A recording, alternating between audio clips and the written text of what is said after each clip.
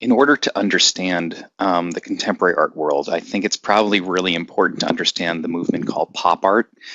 So pop art is mainly a movement that happened during the late 1950s and into the 1960s. And Robert Rauschenberg is a pop artist, and primarily the sort of medium or style of art that he worked with was something he called combines.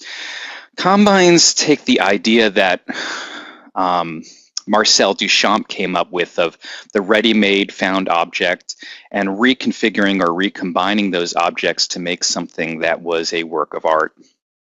Where you would go and you would go out on trash days and find things that you thought were interesting or cool. You'd bring it back into your studio and you'd put these things together and you would make a work of art, and that the artist was sort of recombining or recontextualizing pieces of trash or found ephemera, stuff like that, using non-traditional art materials.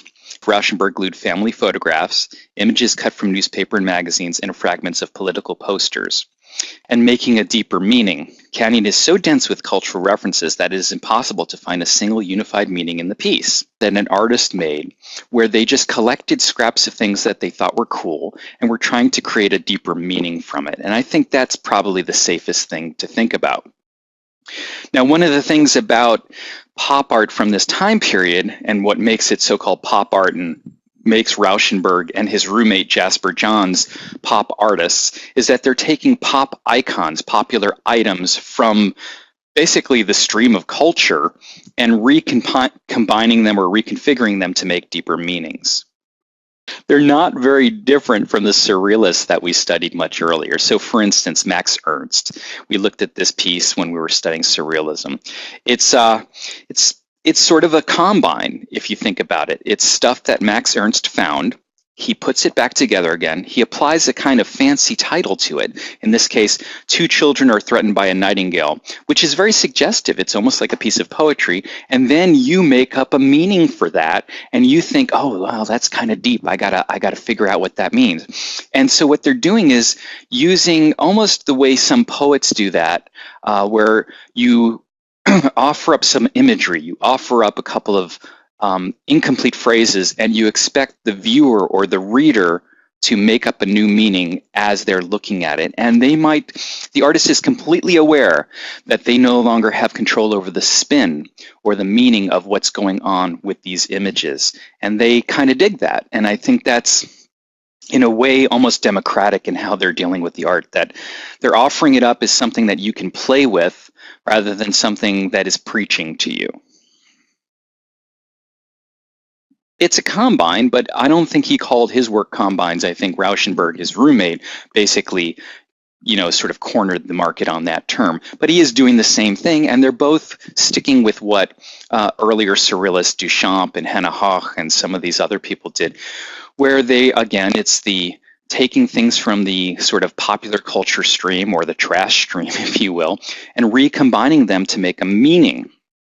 Assemblages is basically taking stuff and recombining it and putting it together, assembling it, and making a meaning out of it. So again, we recognize these things immediately. So when you put them in an art gallery, which means, sort of everyday low things that are cheap, to high culture because you're hand making them. When there were mistakes and errors in how these things were printed out, it actually just made it look more handmade and would make it seem more like fine art or high art. So again, it's a shift from low art to high art. Lichtenstein was co-opting and sort of stealing. It's clearly copyright infringement, and yet he made himself famous doing it.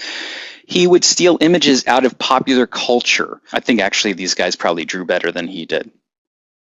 And so what we have is a canvas that he's coated with newspapers. It's almost like a collage again. It's a time capsule. It's very thoughtful that he is taking something that is actually kind of a beautiful design, probably are a way of saying, do a second take, do a second look at these kinds of things, and let me know if you think that this is as attractive as I think it is. I think that the ideas behind the making of a work of art are more dominant, they're more important than actually the end result, which is a sort of artifact of the artist's thought process. And I know that sounds like art speak, but basically what I'm kind of saying is beauty, prettiness, something that would be appealing on a sort of physical or visceral level becomes sort of secondary to creating a statement and making people think in a way as a form of art.